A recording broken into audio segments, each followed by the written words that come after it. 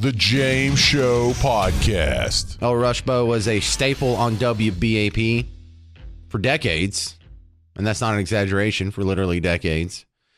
And his passing has kind of left a hole that has been filled by a whole bunch of people. There's not going to be another Rush Limbaugh. There's never going to be another guy that's that dominant, just because we've fractured and splintered out so much in our listening and viewing habits. There will never be another Walter Cronkite. There will never be another episode of MASH. You wonder why the biggest series finale happened in, what was that, 1981? Because we only had 3 channels back then. And there was like a 1 out of 3 chance if you're watching TV. If you just flipped a coin, you'd be on that station. But the more channels we got, cable came along and immediately fractured that audience. Well, radio was a little bit different of an animal. It was more fractured in years past and then came more solidified and, dare I say, monolithic as deregulations allowed giant companies to take over giant networks. But again, in the lifespan of the Rush Limbaugh show, our listening habits have been fractured in a new way. These little phones in our pockets, you can listen to anything you want at any time. You can listen to any station you want at any time. You can listen to any station you want and what they put on yesterday or the day before or 2 years before. You can listen to podcasts that were never aired on a radio station, and that supplants what you're watching. You can watch whatever some goofball just recorded on his own phone 5 minutes ago. So it's really going to be impossible to see a way that there could be another Rush Limbaugh where one person has that level of impact just by talking into a microphone without being president, without being like Elon Musk, the richest man in the world. We're never going to see another one. For a lot of us, that's the reason why we're here. That's the reason why we think the way we do. That's a big contributor into our worldview now. And so he's not going to be forgotten anytime soon. But I'm definitely going to keep him in the rotation here because there's a lot of Rush Limbaugh in the Audiotron 3000 over here. And I'm going to play you a couple of my favorite clips from Rush Limbaugh of all time. The first thing I want people to remember about him isn't his politics, isn't his professionalism, isn't how rich or successful he was. It's how funny he was. That's one of the reasons he was so effective. It wasn't seen as a comedy show, but really, most days it was. Most days he was bringing you the truth, and he was bringing you ugly truths, but he was doing it with a smile on his face, and he was putting a smile on your face. The reason why we all love that show is because you would listen to it for a long time, and you wouldn't walk away full of hate and anger with the dark cloud following you around over your head like Ziggy in your grandma's calendar. He was a funny guy. This is from August 20th, 2015. This is the Rush I remember. Finally, another declared independent candidate, D's Nuts. D-E-E-Z-N-U-T-C, N-U-T-S, D's Nuts. Polls at 9% in North Carolina to go along with his 8% in Minnesota and 7% in Iowa in our recent polling. This is public policy polling. Trump leads Clinton 40-38 when he's in the mix. But in this whole poll, with all of this detailed data about Trump and all these other candidates, there's somebody in the mix here named D's Nuts. It's getting 9%. Now, who is D's Nuts? D's Nuts is a 15-year-old kid in Iowa playing a joke on the polling business.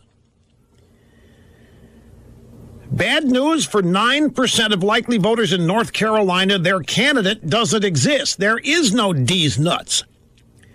The candidate called D's Nuts, who has filed with the FEC to run for president, is a 15-year-old kid from Iowa named Brady Olson. He's a high school sophomore. Said he was inspired by news that Limbaugh McCubbins, a cat in Kentucky, a Kentucky cat, Limbaugh McCubbins, had also filed paperwork to run for president. So this kid, Brady Olson, filed as D's Nuts. And sure as the dickens, He's gotten 9% in the public policy polling in North Carolina, and they report it as though it's a legitimate contender here, an independent named D's Nuts. And get this, 9% choose D's Nuts. D's Nuts had a favorable 13%. I'm sorry, 6% favorable, 13% unfavorable, and 81% not sure. Now, what does this tell you about polling? That somebody who doesn't exist gets 9%. Somebody who does not exist has a favorable opinion of 6% of the voters, unfavorable of 13% of the voters in North Carolina. What does that mean for the whole poll, if anything? I mean, they report this at public policy polling in their story as though there's this legitimate candidate out there named D's Nuts, D-E-E-Z. N-U-T-S.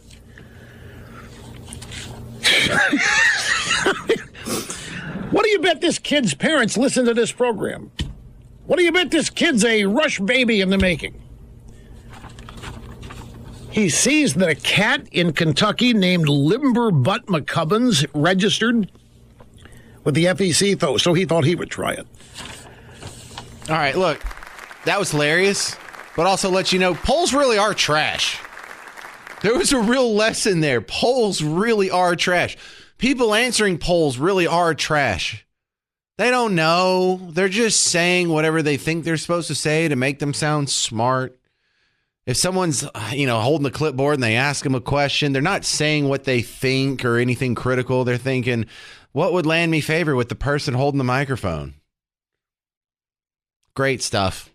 One more. This is a quick clip from Rush Limbaugh in his appearance on Family Guy. You're not really a conservative. That's not true. I am conservative. I support the death penalty to show people that killing is wrong. What about that 4-year-old that was executed in Texas? There was a 4-year-old executed in Texas? Not really, but you see, Brian, your concern betrays you. Oh, my God. Lois was right. Right there. See, the fact that you would give a woman credit for anything, it means you're a liberal, Brian. See, self-deprecating even on the biggest stage. Even when he walks into the Lion's Den, a Family Guy, you know that they're all ideologically against him. They have him on the show. Can you make some jokes making fun of yourself about being an anti-woman bigot? And what did he say? Sure. He nailed it. He's not an evil guy. He's not a mean guy. He's not a Nazi. He's not literally Hitler. He was a fun guy. He was right on almost everything, and he's definitely missed. Coming up next, Debbie Schlussel is going to give you the not so honorable memorial for Jesse Jackson. It's the great Debbie Schlussel, who's a huge Jesse Jackson fan. And she's going to give him the honor that he deserves now that he's passed away. The civil rights icon. Why don't you explain, Debbie Schlussel, why you're such a huge fan of Jesse Jackson and why you love him so much? He was a big phony and had a history of anti-white racist comments and shakedowns of companies based on race. And then he also had a long history of anti-Semitic, anti-Jewish, disgusting, despicable comments that somebody on the right until recently could never get away with saying. Okay, so his politics were bad. He was a bit of a racist, but at least in his personal life, he was personally a good man. Well, I don't know. He had a lot of extramarital affairs. One of his rumored girlfriends that was, I think, pretty obvious to most people was the late Roberta Flack. They're probably reuniting, and it feels so good in hell right now. Well, I think she probably went to heaven. I'm not sure. So they're probably reuniting in some way, shape, or form. He had a kid out of wedlock when in those days that was not to be done. And he just wasn't a decent person, I think, in any way, shape, or form. By the way, when he was a waiter, when he was younger, he bragged that he, as a waiter, spit into white customers' food because it gave him psychological gratification. That's what he said. And he said, you can't trust the Jews. I've never trusted those people. He said that President Nixon, his policies were too harsh on the poor because 4 out of his 5 top aides were Jews. But in fact, two of those men, Ehrlichman and Haldeman, were not Jews. He called New York City Jaime Town. He was trying to incite a black church against Jews, and he told them that Jews conspired to keep the black man down. He said Jews aren't willing to share power. He told an Ohio County commissioner, you Jews are much too sensitive. He said the Democratic Party was perverted by a reaction to the Jewish element within the party, and that the relationship between Jews and Democrats was a kind of glorified form of bribery. He said that financial bankrolling and moral bankruptcy. He claimed that labor unions were insensitive to blacks because Jews dominated the leadership at the top, which also was not true.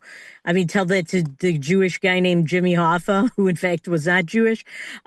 He said, I'm sick and tired of hearing about the Holocaust. He said, I've seen very few Jewish reporters who are objective about Arab affairs. On that, he might be right, but not in the direction he meant, because most Jewish reporters are very to the left on Israel and anti-Israel and not fair to Israel. When he discussed media critics, he said that there were few in number, which unfortunately was true, and that they were all Jewish, which is not true. I mean, this guy was a demagogue, a race baiter. By the way, when Martin Luther King Jr. died, he was not there, and he ran into his hotel room and smeared Martin Luther King Jr.'s dead body on his shirt so that he would look like he was there and had the blood of of MLK Jr. on his shirt. I mean, that's despicable. This guy knew no lows whatsoever. All right, we're talking with Debbie Schlussel, who is probably one of Jesse Jackson's least big fans here. You had some Dallas news on your Facebook yesterday where one of our star basketball players caught your attention. Was it because he's so damn good at basketball? No, I mean, I think Kyrie Irving is benched with an injury, I think. He is. He's not playing right now. All right. But yes. Does that mean he needs to wear a headscarf to a press conference? No, I find this guy despicable. As we all know, he sent a link to an anti-Semitic false propaganda film against Jews. And he did not want to apologize. And I wish he wouldn't have, because it was forced. It wasn't true. And he didn't mean it. He wore a keffiyeh to a press conference. He was at wasn't it the NBA All-Star game a couple days ago? And he and Spike Lee wore pro-Palestinian propaganda baloney. He was wearing a press shirt because Hamas has a lot of terrorists dressed as journalists, pretending to be journalists, wearing press TV shirts or press shirts, and they've been killed by the Israelis because they're terrorists, as they should be. And he is wearing this shirt to pretend that they're actually journalists, that Israel killed real journalists deliberately, and that's just baloney. They're Hamas terrorists. Debbie, I knew when Jesse Jackson passed away, I'd have to have you back on the show, and you nailed it. That's exactly what we needed to hear. Thank you very much. How do we find more of your great work online, Debbie? So go to my X account at Debbie Schlussel, SCHLUSSEL, DEBBIE, or on Facebook. You can go to my page, either my fan page, Debbie S fan page, or my profile, which is the same spelling, or my site I haven't really updated, but you can find my old Jesse Jackson stuff on there, and that is DebbieDoesPolitics.com. Thank you very much. The great Debbie Schlussel, nailing it. All right, I can get you all caught up on the situation here, because we were just talking about this, I think it was yesterday. Yeah, before they had the meeting. Listen to how the news was reporting on it. There's almost no negative, no pushback on the people who don't want the facility. Now, remember, this is a facility that already exists. You understand that? There's a 1 million square foot warehouse that the owners were either going to sell it or lease it to ICE, to the federal government, for a detention facility. So whenever these goobers talk about, well, the electricity capacity can't handle it, or the sewage or the water, it's already hooked up. It's already working. Well, I don't know about the traffic. It's already there. So they're talking about a facility that already exists, like, well, this proposed facility, I don't know if we can handle it. And they give like 9 seconds of the other side of my point of view in this little 2-minute package. In Texas, there are lines you don't cross. This one, dang it. We've seen get serious pushback. Chris Sadeghi is joining us now in the loft. And Chris, even though it's not on tonight's agenda, a demonstration is already planned. Yes, Dee, it's the first time that the Hutchins City Council has met since the February 4th special called meeting, and the people there taking this as an occasion to protest the possibility of an ICE detention center in their town. There is a flyer being shared online that has the header "Emergency Action for a Rally at 5:30 tonight." That's 1 hour before the council meeting begins. It says they want people to show up and demand the Hutchins City Council resolve to support no new utility infrastructure for the reported ICE detention. It's already there! Camp and shine a light on the group potentially selling the warehouse. Though there is not a specific agenda item to discuss ICE, we do expect public comment. Hang on, does anybody think that there's a 1 million square foot warehouse that's just sitting up there with no electricity hooked up?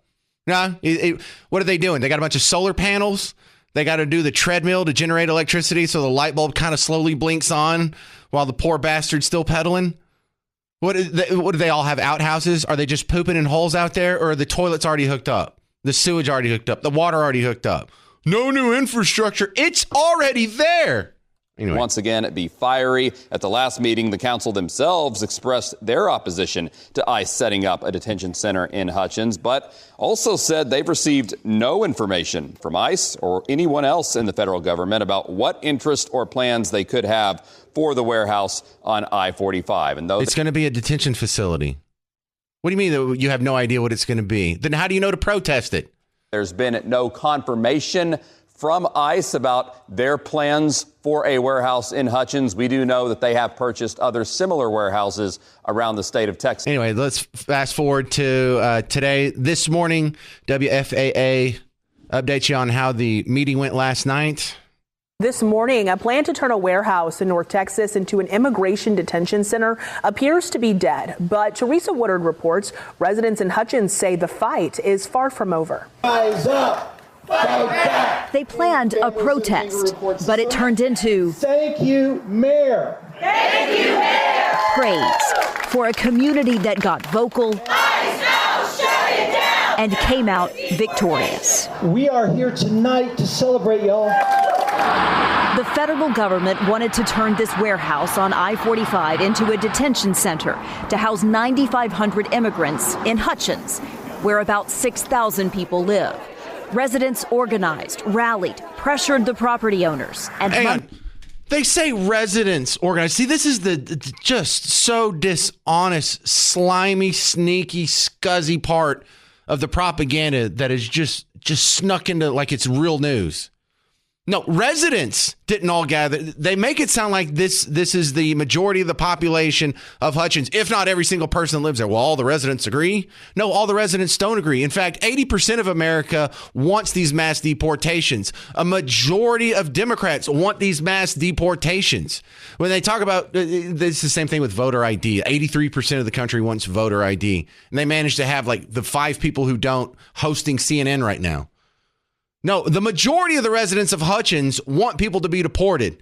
And if their community is going to get some new jobs and some new, economic activity out of it, then they're probably okay with it. I bet you a majority of the people in Hutchins want this. But it's presented to you on the news like everyone agrees this is a bad idea. All of Hutchins and fighting against. Here we have the little David, the little common man fighting against the big evil government.